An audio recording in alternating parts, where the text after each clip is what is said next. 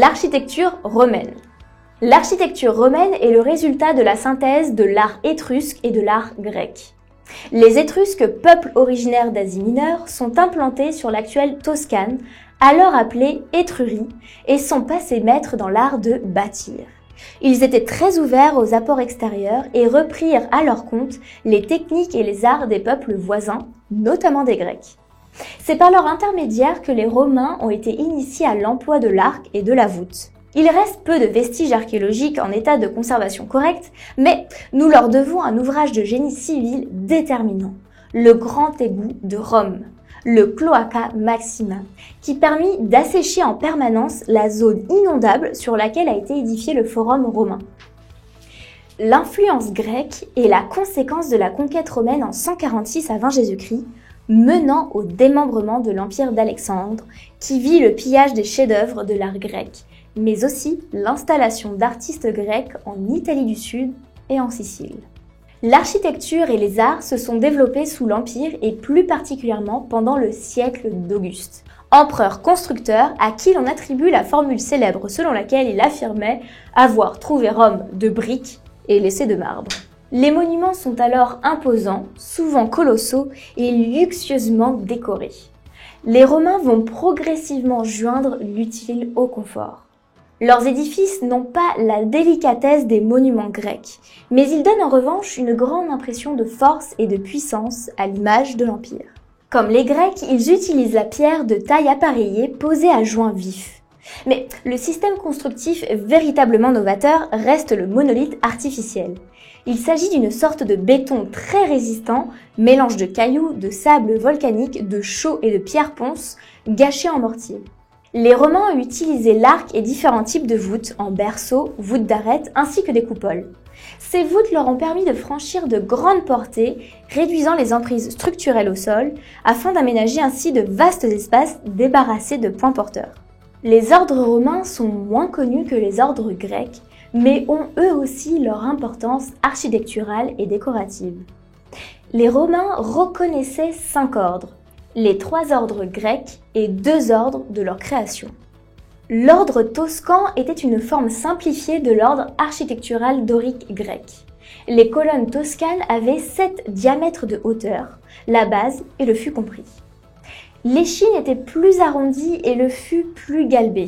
Ce n'est que par les historiens que nous connaissons l'existence de cet ordre, car aucun spécimen de construction toxane antique ne nous est resté. On en retrouve en revanche des reproductions sur des meubles en bronze et sur quelques meubles de la période classique. L'ordre composite était un ordre d'architecture de création romaine dont le caractère particulier était de présenter une combinaison des chapiteaux ioniques et corinthiens. Ces colonnes étaient coiffées d'un chapiteau à volute et à feuilles d'acanthe. La colonne composite mesurait 10 diamètres de haut.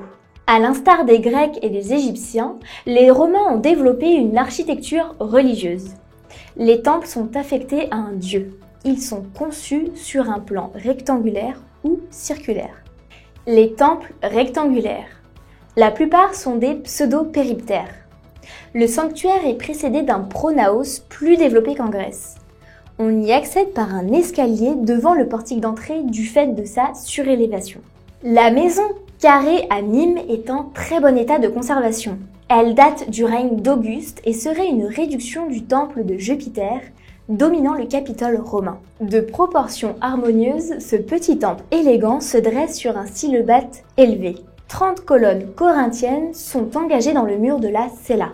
La frise de l'entablement est richement ornée. Le temple circulaire. Le plan circulaire sera employé au Panthéon romain, temple de tous les dieux. Il fut édifié sous Auguste. Il est composé d'un péristyle colossal à fronton servant de façade à une vaste rotonde, couverte d'une énorme coupole de 43,5 mètres de hauteur ainsi que de diamètre et ajourée au sommet. N'oublie pas de t'abonner à notre chaîne pour ne manquer aucune de nos prochaines vidéos. Et surtout, pense à liker si le contenu te plaît. En ce qui concerne l'urbanisme et l'architecture civile, les Romains vont exceller dans ce domaine et laisser libre cours à leur créativité. Ils furent en effet de grands créateurs de villes comme Timgad en Afrique du Nord, Nîmes, Arles, Lutèce, connu aujourd'hui sous le nom de Paris, et Lugdunum, connu aujourd'hui sous le nom de Lyon. Les habitations privées. C'est à Pompéi que l'on retrouve les meilleurs exemples.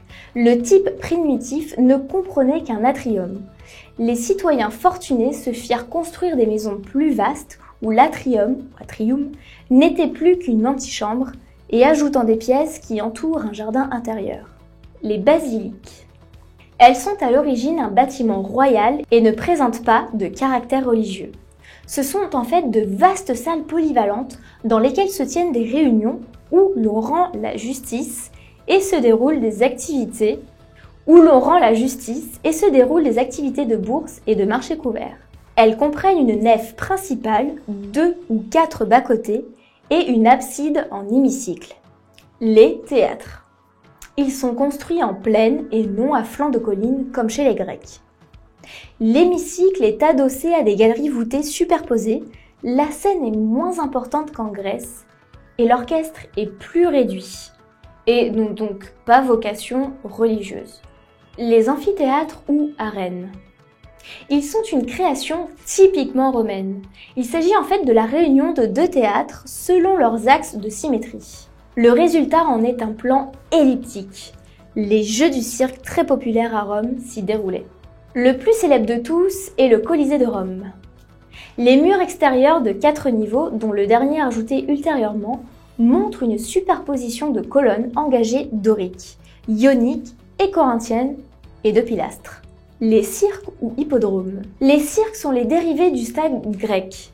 Édifiés souvent en bois, ils ont laissé peu de traces. Les cours de chars qui s'y déroulaient étaient très appréciés du peuple romain. Les thermes. Il s'agit d'une création romaine.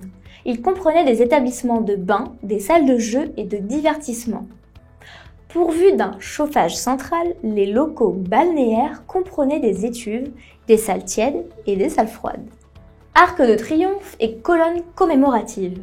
La colonne Trajane à Rome rappelle les victoires de Trajan contre les Daces. Les portes monumentales des villes. Elles constituent un sas entre la ville et la campagne. Les aqueducs. De nombreuses villes étaient alimentées par plusieurs aqueducs. Le célèbre pont du Gard, en Gaule romaine, alimentait la ville de Nîmes en eau par captation de sources dans les montagnes cévenoles. Les voies romaines. Rome était reliée aux provinces de son empire par un réseau de routes bien étudié. Il en reste encore des vestiges. La plus ancienne, la voie appienne, reliait Rome à Capoue. Les voies romaines, droites et empierrées, jouaient un rôle économique et militaire. La décoration architecturale. La sculpture, moins intégrée à l'architecture qu'en Grèce, se trouve sous forme de bas-relief sur les arcs de triomphe. Elle évoque des sujets mythologiques, allégoriques et surtout historiques. Les éléments fréquents présents sont les rinceaux de feuillage, les rosaces, les feuilles d'acanthe, la polychromie des marbres, des intérieurs décorés de peintures murales et de la mosaïque au sol. Les Romains nous ont légué le sens de l'organisation et le droit. Ils ont réalisé l'unité du monde civilisé autour de la Méditerranée. Sur le plan artistique, ils ont recueilli, assimilé et enrichi l'héritage grec et l'héritage oriental. Leur influence se fera partout sentir en Occident au temps de la Renaissance, surtout pendant le règne de Louis XIV, et dans la seconde moitié du XVIIIe siècle avec le néoclassicisme.